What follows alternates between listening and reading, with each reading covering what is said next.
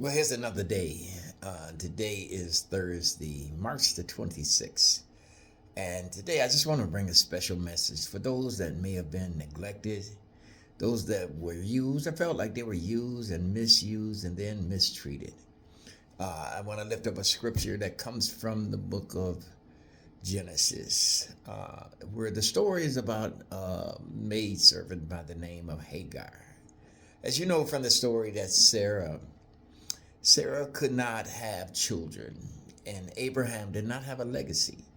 And so Sarah, in her wisdom, did not want to wait on God. So she decided to offer her handmaiden, the Egyptian servant Hagar.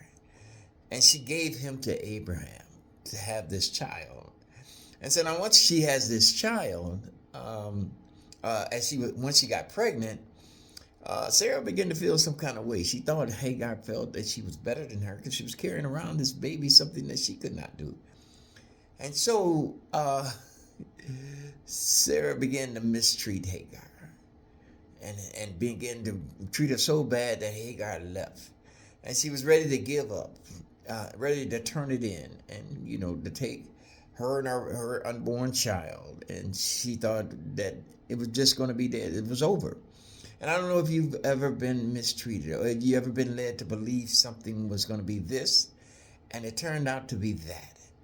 And that's the position that Hagar was. And you turned out that after you had given yourself, all of yourself, dedicated yourself to that, and then somebody turned on you and then made you feel less than.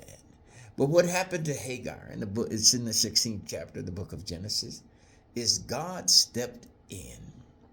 God showed up and so he showed up to Hagar and he took her pain. He took her agony and angst and her feeling abandoned, and he gave her promise. He showed up and said, Hagar, don't worry about a thing.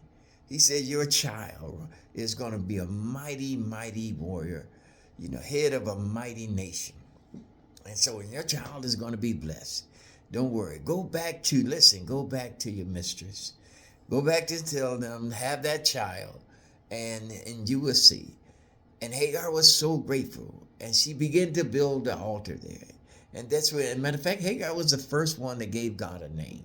It was Elroy. It was that God that sees me.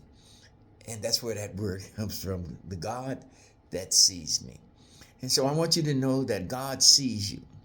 He sees your pain. He sees your agony. You may have cried out, but cry out again. I remember the woman with the issue about wanting vengeance, and she cried out to the unjust judge.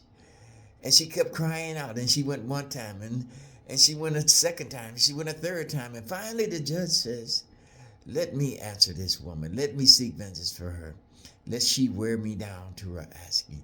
So if you don't get her answer the first time, know this, that God sees you. He sees you, he wants to help you, and he wants to empower you. No matter what it is that these mere humans do, they're not paying attention to the things of God. But God sees you, he sees your pain, and he will come and offer you promise. Know this. So now, God, I thank you for the listener now, the one that needed to hear this. And I lift her or him up before you, God, and cause them to know that you will never leave nor forsake them, just as you promised, but you will be there in their time of trouble. God bless you.